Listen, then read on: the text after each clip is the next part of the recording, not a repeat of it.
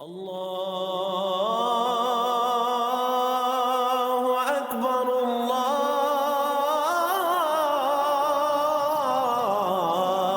اکبر من الشیطان الرجیم بسم اللہ الرحمن الرحیم۔ فکر اقبال میں تمام ساتھیوں کو خوش آمدید۔ بہت سے لوگ ایسے ہیں جو متلاشی ہیں عشق کے رستے کی، بہت سے لوگ ہیں جو عشق کے علوم سیکھنا چاہتے ہیں، بہت سے لوگ ایسے ہیں جو کہ مالک سے محبت کرنا چاہتے ہیں، بہت سے لوگ ایسے ہیں جو مالک سے محبت کرتے ہیں، وہ انسانیت سے بھی محبت کرتے ہیں اور مذاہب سے بھی محبت کرتے ہیں۔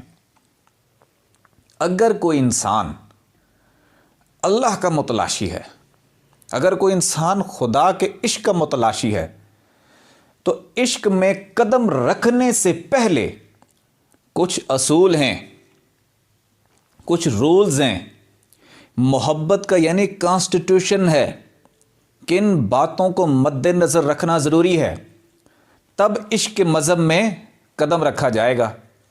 وہ رولز 4-5 ہیں، ان کو مد نظر رکھنا ضروری ہے، اس کے اوپر تھوڑی ڈسکس کرتے ہیں، جو کہ سرکار پاک نے اپنی تصنیف میں بھی یہ تحریر فرمائے ہیں۔ وہ اصول کون سے ہیں؟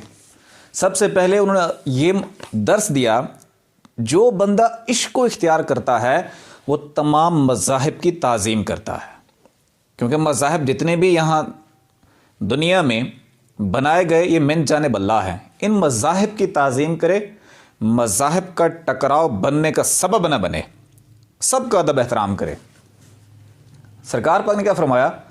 اس میں جو رولز جو بتائے گئے، جو مذاہب آسمانی کتابوں کے ذریعے قائم ہوئے وہ درست ہیں،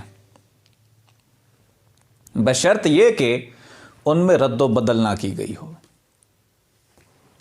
اگر اس میں ملاوٹ نہیں کی گئی، اس کے تراجم ٹھیک کیے گئے ہیں، کیونکہ جو کتاب اتری ہے من جانب خدا ہے، خدا کی طرف سے وہ بالکل درست ہے، لیکن جس طرح یہ بھی فرمایا گیا ملاوٹ شدہ آٹا پیٹ کے لیے، معدے کے لیے نقصان دہ ہے، ملاوٹ شدہ کتابیں بھی دین میں نقصان دہ ثابت ہوتی ہیں۔ لیکن اگر اس میں ملاوٹ نہ ہو تو وہ حق پہ ہیں، من جانب اللہ ہیں، اور سب کی تعظیم بھی ضروری ہے۔ مذاہب کشتی کی مانند ہیں، مذاہب جتنے بھی دنیا میں مذاہب ہیں یہ کشتی کی مانند ہیں، اور اس کشتی کے ملاح جو ہیں وہ علماء ہیں۔ اگر کشتی یا ملاح ان دونوں میں سے کسی ایک میں بھی نقص ہو، منزل نہیں ملتی۔ لیکن اولیاء اللہ ٹوٹی پھوٹی کشتی کو بھی کنارے لگا دیتے ہیں۔ اولیاء اللہ یہ کام بھی کر دیتے ہیں، جس طرح بھی ہو، ٹوٹا ہوا انسان ہو، جس طرح بھی ہو وہ پہنچا دیتے ہیں۔ اور اس وجہ سے یہی وجہ ہے کہ ٹوٹے پھوٹے لوگ اولیاء کے گرد جمع ہو جاتے ہیں، کیونکہ وہ دین کو بھی زندہ کرنے کی صلاحیت رکھتے ہیں۔ کس طرح حضور غوث پاک تھے، پیران پیر شیخ عبد القادر جیلانی حضور غوث پاک بغداد سے آ رہے ہیں، جنگلوں میں چلہ کشی کی ہے، چلہ کشی کرنے کے بعد جب آئے ہیں تو ایک بوڑھا شخص سویا ہوا ہے، اور اس میں اتنی سکت نہیں ہے کہ اٹھ سکے۔ حضور غوث پاک نے جب اس کو دیکھا تو اس نے کہا، سہارا لینے کے لیے حضور غوث پاک کی طرف اشارہ کیا۔ حضور غوث پاک نے جب اس کو اٹھایا تو اٹھتے ہی نوجوان خوبصورت نوجوان ہو گیا۔ حضور غوث پاک نے پوچھا، تم کون ہو؟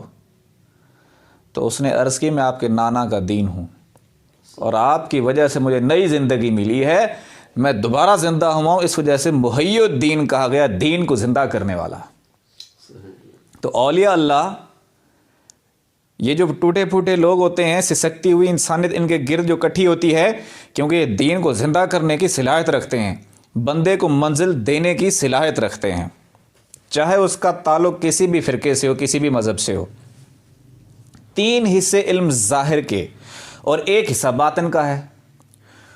جو باطن کا علم ہے وہ خضر علیہ السلام کے ذریعے مستحق لوگوں تک پہنچا، اور جو نان مسلم ہیں یا ہندو ہیں یا اور مذہب ہے، اس خضر علیہ السلام کو وشنو مہاراج کہتے ہیں۔ 3 حصے علم ظاہر میں، 1 حصہ باطن میں۔